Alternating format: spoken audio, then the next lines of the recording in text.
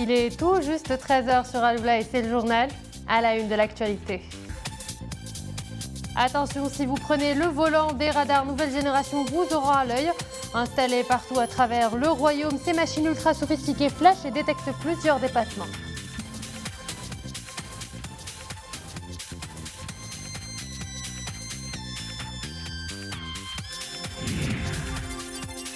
En fin de journal, nous irons à la Cité des Alizés, la première destination labellisée Creative Friendly du pays et du continent africain. Une aubaine pour le tourisme vert, un secteur qui fleurit chez nous, surtout en cette période de l'année qui enregistre un important flux touristique.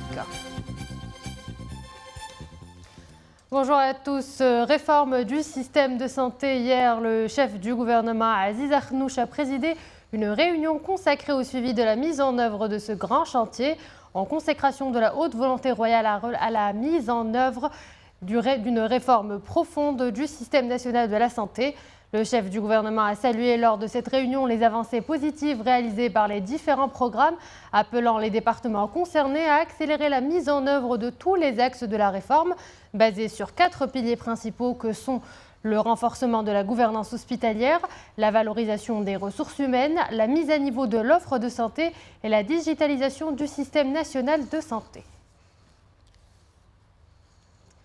Mise en œuvre de la deuxième édition du programme Aourash, 4 conventions ont été signées hier à Rabat. Elles visent la création de 250 000 opportunités d'emploi directes au cours de 2 années dans le cadre de chantiers généraux provisoires de petite et grande envergure. La première convention fixe les modalités de versement des crédits nécessaires. La seconde est un contrat-programme de mise en œuvre des chantiers d'appui à l'emploi durable et des chantiers provisoires prioritaires au niveau national. La troisième porte sur un manuel de procédure fixant les modalités d'octroi de la prime d'appui à l'emploi et de la mise en œuvre des chantiers provisoires prioritaires au niveau national. L'ultime convention est un avenant à la procédure relative au programme Ta'hil. Focus maintenant en chiffres sur les prévisions de croissance du Maroc. Selon le Fonds monétaire international, un taux de croissance de 3% devrait être enregistré en 2023. Dans son rapport sur les perspectives de l'économie mondiale, le FMI anticipe une croissance de 3,1% en 2024. L'inflation devrait atteindre 4,6% cette année avant de retomber à 2,8% en 2024. Elle touche chaque année environ 3000 personnes au Maroc, fréquentes chez les 40 à 60 ans. Ces symptômes cliniques apparaissent sous forme de tremblements ou de raideur musculaire. Je vous parle du Parkinson. À l'occasion de la Journée mondiale de la maladie, nous nous intéressons à l'origine de cette affection neurodégénérative chronique. Ces symptômes sont diagnostiqués sans traitement. Reportage de Hassan Mskour, Wafa Yaqoubi et Mariam Missi. Cela fait plusieurs années que Fatima vit avec ces troubles du mouvement. Le palin, les mains rigides, cette patiente a mis du temps pour déceler les premiers symptômes handicapants de sa maladie. Comme elle, ils sont des dizaines de milliers au Maroc à partager courageusement le même combat au quotidien. Ces troubles moteurs alertent souvent de la disparition progressive et irréversible de neurones dopaminergiques au niveau du système nerveux central. Altérée, cette partie du cerveau responsable de la mobilité perturbe le mouvement, d'où les problèmes de déséquilibre et de tremblement involontaire. Redoubler d'efforts pour garder la maîtrise de son corps, voici le grand défi de ces Parkinsoniens. Une bataille de tous les jours à laquelle s'ajoute la quête onéreuse des traitements médicamenteux. Au Maroc, les médicaments disponibles sont au nombre de 5 en tout et pour tout. Certains patients n'arrivent pas à s'en procurer vu leur coût très onéreux. A contrario, en Europe, les Parkinsoniens disposent d'une offre plus large de 60 traitements à la portée de tous. C'est une priorité de santé publique à laquelle il faut remédier. Alternative aux traitements médicamenteux à base de dopamine, une stimulation cérébrale profonde aiderait à réduire nettement ces tremblements.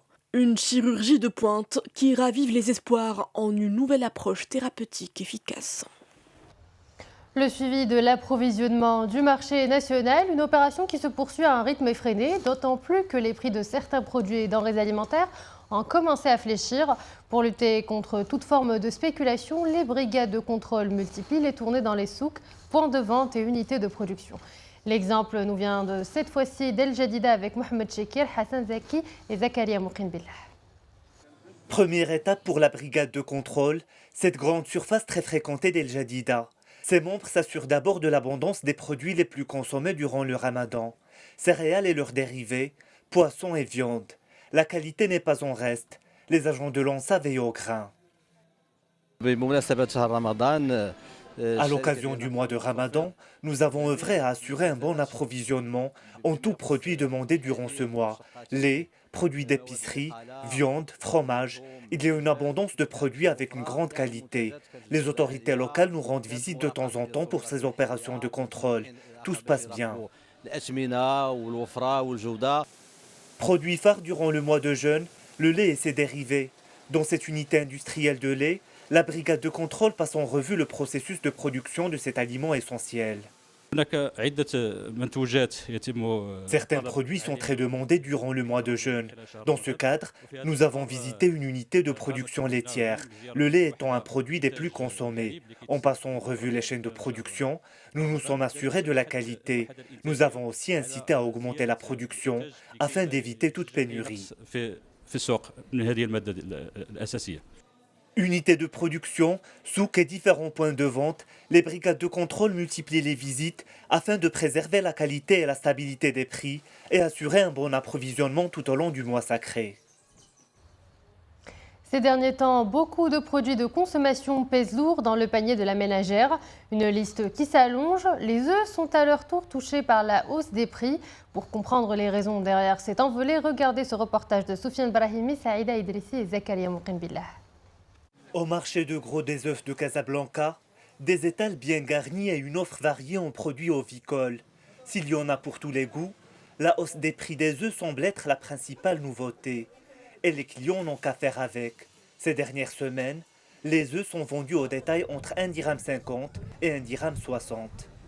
Les prix des œufs sont en hausse depuis le début du ramadan. C'est très cher. Ce produit n'est pas à la portée de tous, surtout qu'il est très consommé durant ce mois. La flambée des prix des œufs va de pair avec la hausse de différents produits alimentaires durant le ramadan. Nous espérons un retour à la normale. Ces hausses sont exorbitantes. Nous-mêmes vendeurs ne nous y attendions pas. Ces 2 derniers jours, les tarifs des œufs ont cru de 10 centimes. Autre cause pour les professionnels, la régression de la production face à la forte demande. La loi de l'offre et de la demande fait que les coûts de ce produit de grande consommation sont à leur plus haut niveau. Les producteurs ne peuvent plus supporter les coûts. Leurs profits ne suffisent pas pour couvrir les charges. Alors la plupart fonctionnent seulement à 50% de leur capacité. La cherté du fourrage est la principale cause. Les producteurs se plaignent de la cherté du fourrage. Ils n'ont pas su accompagner la situation. Alors les producteurs prennent leurs précautions. En cas de chute des prix, ils seront très lésés. En dépit de cette situation, la production d'œufs de consommation satisfait à la demande interne. Grâce aux efforts des différents intervenants, les professionnels s'attendent à une diminution relative des prix d'ici les prochains jours. Sécurité routière, le Maroc mise sur les nouvelles technologies pour réduire le nombre des accidents graves et mortels. Des radars nouvelle génération ont été placés dans les 4 coins du pays. Objectif, muscler les dispositifs de contrôle et inciter à l'adoption de comportements responsables sur les routes. À Rabat, le reportage est signé Samira Asban avec un commentaire de Nisrine Ausdar. Nous sommes au Centre national de traitement des infractions de Rabat, relevant de la NARSA, l'Agence nationale de la sécurité routière.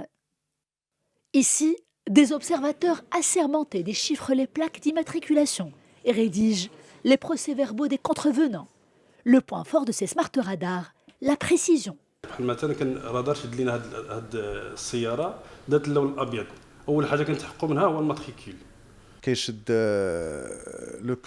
Ces radars sont multifonctionnels et très efficaces. Ils peuvent détecter plusieurs dépassements en une seule journée. Le contrevenant peut donc recevoir 3 infractions dans une même lettre d'amende.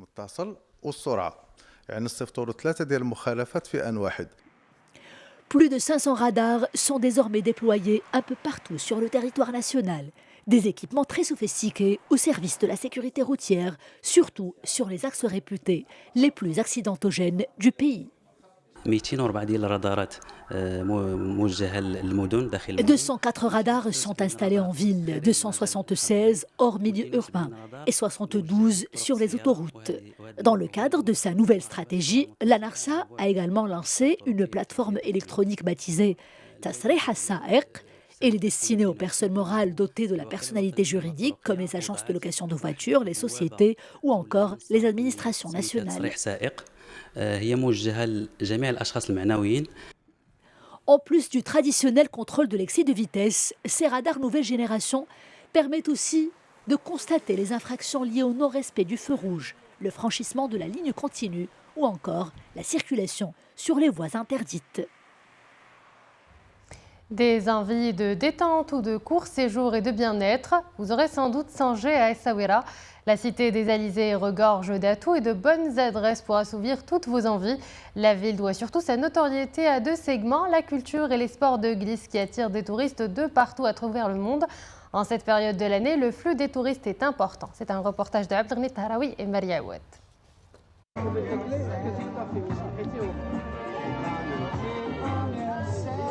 Elle possède un charme indéniable. Avec ses remparts fortifiés datant du XVIIIe siècle, sa médina et ses galeries d'art, où il fait bon se promener. Ville portuaire et pittoresque, Essaouira offre à ses touristes du monde entier une authenticité typiquement marocaine et un cachet contemporain. De quoi séduire tous ses visiteurs. C'est la première fois que je visite Essaouira. C'est une ville absolument magnifique. Il y a du soleil, la mer. Que demander de plus ? À Essaouira, il y a beaucoup de choses à faire et à visiter. C'est une ville culturelle et historique. Voilà pourquoi elle est aussi célèbre dans le monde. Une très belle ville touristique, la plage, même les commerçants, je trouve très agréable. C'est ma ville préférée. Pourquoi ? Parce que c'est touristique, mais pas trop, surtout. Et le côté ville ancienne, j'aime bien, avec les remparts, le vieux port. Fier de son succès, Essaouira offre à ses visiteurs une prestation hôtelière exceptionnelle. Des petits riads aux allures de petits palais, mais aussi de grandes structures hôtelières, accueillent les touristes dans les meilleures conditions. Beaucoup de touristes viennent visiter en ce moment Essaouira. Les demandes de réservation sont constantes. Il y a de nombreuses offres qui répondent aux demandes des clients, même les plus exigeants. Les touristes sont nombreux en ce moment à Essaouira, même durant le Ramadan. Le printemps et l'été qui s'annoncent sont toujours de bon augure pour le secteur touristique. Avec l'arrivée des beaux jours, la cité des Alizés bat tous les records d'affluence. Une aubaine pour le tourisme marocain, surtout depuis qu'Essaouira est devenue la première destination labellisée Creative Friendly du Maroc et du continent africain. Du tennis plutôt pour finir, le Serbe Novak Djokovic numéro 1 mondial a repris avec succès la compétition hier au tournoi de Monte-Carlo pour son entrée en lice au deuxième tour face au Russe Ivan Gakov après un mois d'absence. Grand favori pour un troisième sacre sur la terre monégasque en l'absence de Rafael Nadal et Carlos Alcaraz, Djokovic affrontera pour une place en quart Lorenzo Musetti ou Luca Nardi. Novak Djokovic et l'Allemand Alexander Zverev ont souffert hier pour s'imposer, tandis que le double tenant du titre, Stefanos Tsitsipas, a bénéficié de l'abandon sur blessure de Benjamin Bonzi, ultime français encore en lice. Et voilà, nous arrivons à la fin de cette édition. Merci à vous de l'avoir suivi. Excellent suivi des programmes sur Al Oula.